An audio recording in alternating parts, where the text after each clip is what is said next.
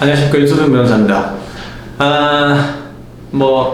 항상 잘났다고 잘 판결되고 좋은 결과만 이게 소개하는 건 뭔가 좀 가식적인 것 같아서 지난주에 이제 판결 선고를 받은 건데, 음주운전 법정 구속된 사례입니다. 제 의뢰인이 법정 구속됐습니다, 1심에서.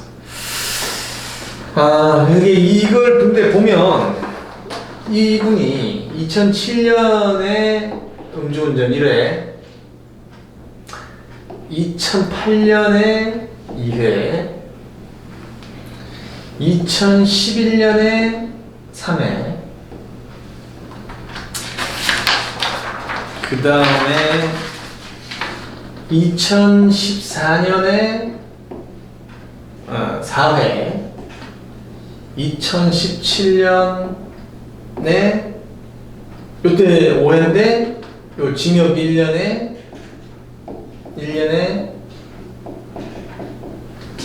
집행유예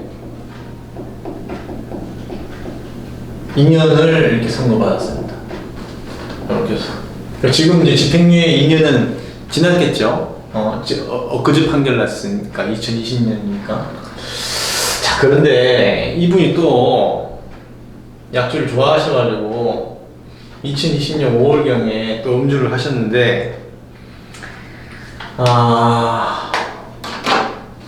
이거 어떻게 생각하십니까, 여러분?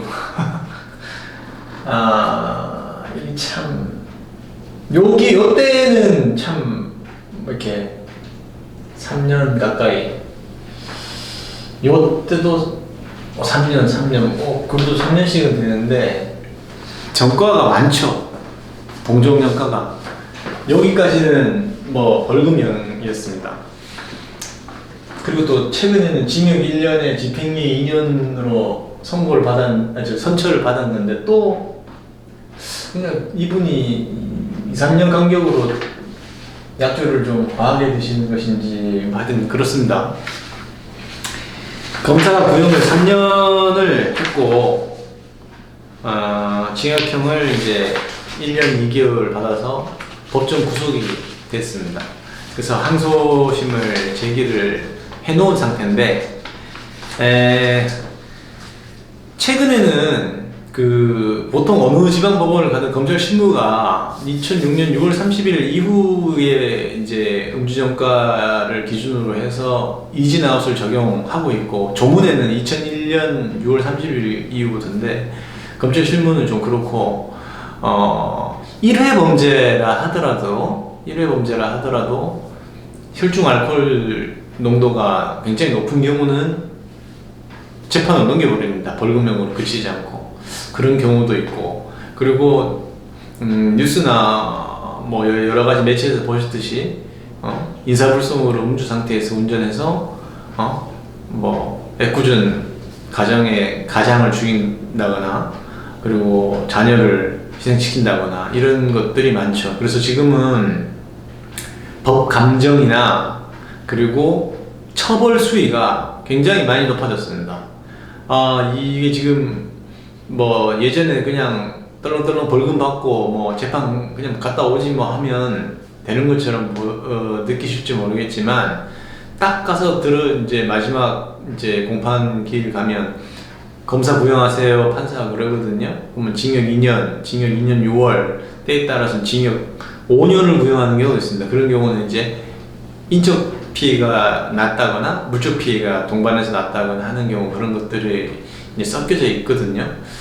자, 그런데 그 얘기를 듣고 나면 이제 가슴이 덜컹하게 됩니다.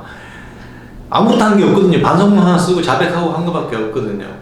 그래서 그런 경우에 이제 인터넷 뒤져보고 해가지고 변호사 찾고 이런 그런 분들이 꽤 있습니다. 저도 그런 게 많은데, 그런 경우는 빨리 음주운전 형사 전문 변호사나 음주운전에 관련해서 이게 대처 방법이 좀 어느 정도 노하우가 축적된 변호사를 찾아가서 다시 재판을 열어야 됩니다.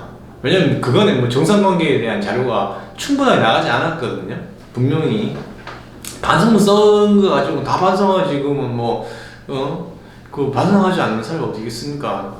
예, 그래서 반성문은 뭐 누구나 쓰는 거라서 그 별반 효력이 없고, 그리고 정상 관계를 그 사람의 직업적 특성이나 가정적 특성이나 사회적 특성이나 그 개별의 신체적 특성이나 여러 가지 요건에 맞게 그 정상 관계, 그러니까 정상 참작 자료, 판사가 봤을 때 아 이번의 경우에 한해서 진짜 한 번만 봐준다 라는 생각이 들 수 있게끔 설득력 있는 증거를 챙겨서, 참고자료를 챙겨서 그렇게 재판을 받으셔야지, 반성문 뭐 몇 장 쓰고 한다는 건 아무 효과가 없습니다.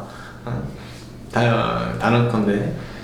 그래서 좀 안타깝고 아직 진행 중인 사건이긴 한데, 뭔가 사정 변경을 일으켜가지고 항소심에서 조금 이렇게 다시 뭐 집행유예나 뭐 이런 걸로 좀 구속을 면하게 하려고 노력 중에 있습니다.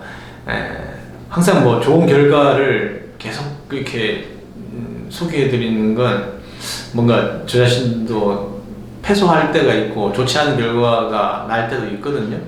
그래서 이런 경우 진짜 법정 구속되면 구속되면은 깜짝 놀랍니다. 정말 그 자리에서 구속되면 처음 구치소로 가보고 이렇게 되면은, 자, 그러기 전에 반드시 뭐 변호사를 해야 될 당위성이 있는 건 아니지만 반드시 상담을 하시고 재판에 임하시는 것이 지혜로운 선택이라고 하겠습니다.